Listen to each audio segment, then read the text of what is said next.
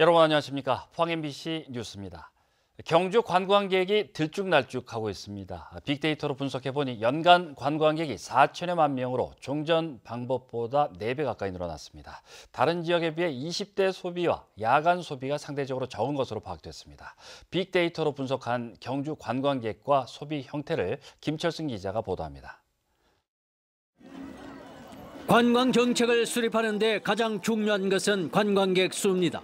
그런데 관광객 수가 조사 방법에 따라 서너 배가량 차이가 나고 있습니다.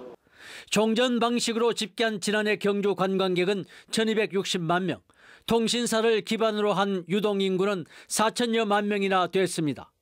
올 9월까지도 종전 방식은 950여만 명인데 비해 빅데이터로는 3천여만 명으로 3배 이상 차이가 생겼습니다. 경주시는 지금껏 대표 관광지 불국사 주차장에 들어오는 차량에다 불국사를 찾지 않은 관광객을 감안해 25%를 대 관광객을 집계하고 있습니다. 90%의 정확도를 보유하고 있습니다.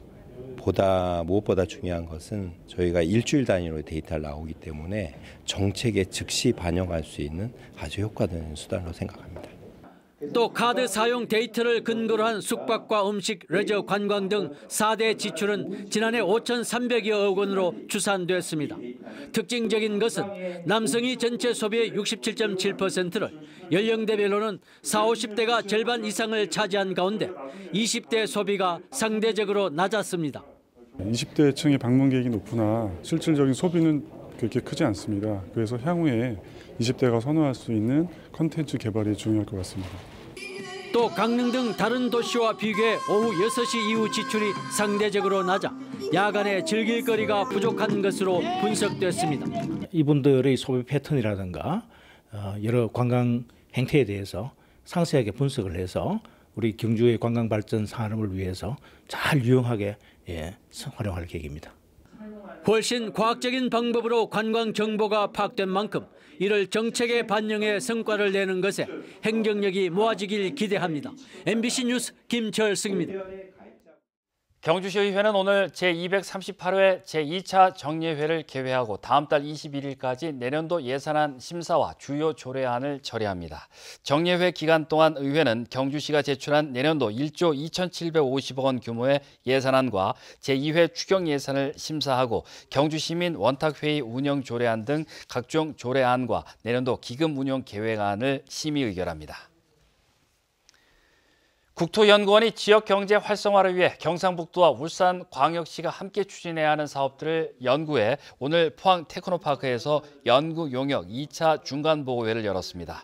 이 자리에서 국토연구원은 24개 사업 3,775억 원 규모의 연계 협력 사업을 제시했는데 구체적으로 화물차 자율주행 전용 시험도로 조성과 광역 스마트 파킹 시스템 및 환승센터 조성, 광역 관광 루트 육성 기반 확충 등이 필요하다고 발표했습니다.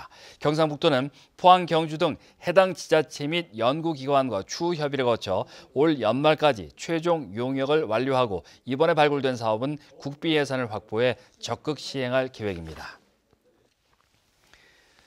산업연구원이 발표한 보고서에 따르면 2016년 기준으로 경북에서 16조 1천억 원이 대구와 수도권 등 대도시로 유출된 것으로 나타났습니다.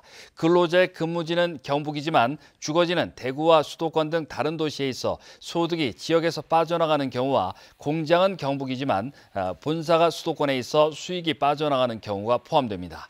충남은 연간 25조 원이 역외로 빠져나가 전국 지자체 가운데 소득 유출이 가장 심각했고 반면 대구는 연간 7조 원이 다른 지역에서 유입되는 것으로 나타났습니다. 경주시는 오늘 신라문화재 평가회를 갖고 문제점들을 보완하기로 했습니다.